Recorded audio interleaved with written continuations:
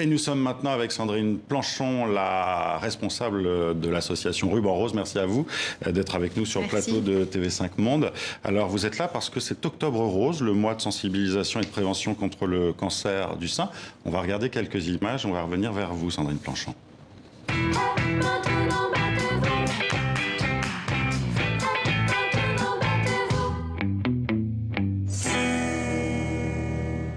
Voilà, un ruban qui nous unit tous.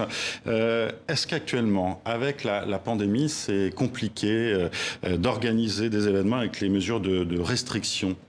Alors on a tenu à conserver le symbole qui est l'illumination en rose de la Tour Eiffel chaque année, parce que c'est pas qu'un symbole parisien ou un symbole national, ça rayonne dans le monde entier. Donc on a fait ça en tout petit comité jeudi soir, mais on a tenu à conserver ce qui fait partie aussi du lancement de cette campagne.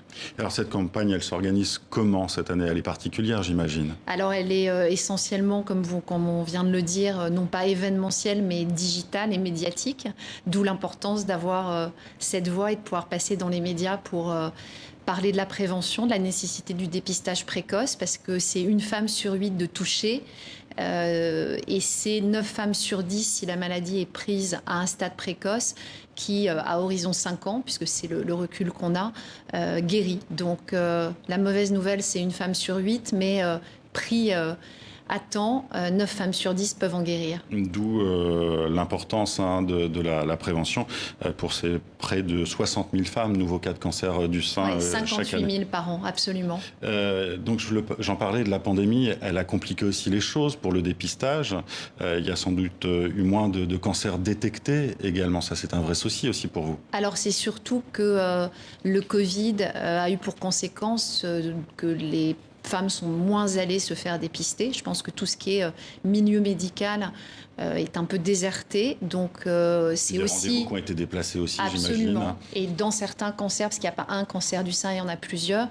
Il y en a qui sont dits indolents, qui sont, on va dire, en général, c'est le cas. Mais il y a aussi des cancers métastatiques et des cancers plus graves qui, sur 4-5 mois où on passerait à côté de ce dépistage, peut considérablement changer la donne. Donc c'est aussi l'occasion, ce mois-là d'Octobre Rose, de dire n'arrêtez pas votre parcours de soins et continuez à aller vous faire dépister. Ça, c'est vraiment le message le plus important parce que j'ai lu quelques chiffres, justement, et notamment en France, et toutes les femmes n'y vont pas. Je crois que c'est 1 femme sur 2 dans certains départements qui vont seulement se faire dépister. Alors, c'est exactement ça. On est un mauvais élève en France pour le dépistage. On a un dépistage qui est dit systématique à partir de 50 ans pour aller faire une mammographie. Et finalement, il n'y a qu'1 femme sur 2 qui, même cette mammographie étant remboursée à 100% tous les 2 ans, n'y va pas. Et ce n'est pas dû à des inégalités sociales ou à un manque d'information, c'est dû à des tas d'autres facteurs, mais 1 femme sur 2 ne va pas se faire dépister. Donc le mois d'Octobre Rose, c'est l'occasion de dire allez vous faire dépister. N'attendez pas 50 ans déjà. Plutôt quel âge alors ?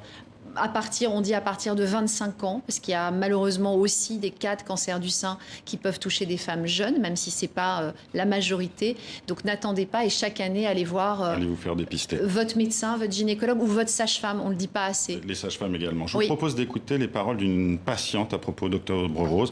Il s'agit d'une blogueuse, Catherine Barr. C'était l'année dernière. Elle est décédée en mars dernier. Elle saluait l'initiative Octobre Rose, mais elle estimait qu'il y avait un problème dans la manière de parler de sa maladie. On va l'écouter. Je suis admirative devant tous les bénévoles, les associations, les individus qui courent, enfin toutes les initiatives qui consistent à, là encore, réunir des fonds pour la recherche. La manière dont on parle du cancer du sein au mois d'octobre, ce battage autour de ce cancer dont on arrive à faire un cancer hyper glamour, qui se soigne si facilement.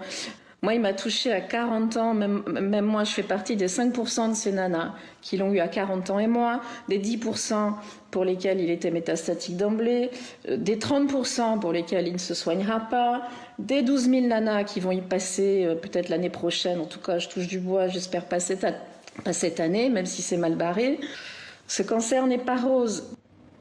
Vous entendez ces critiques, quelqu'un aussi qui est en souffrance, hein. Alors, je pense que, voilà, beaucoup de respect quand on y est et que c'est certes pas rose.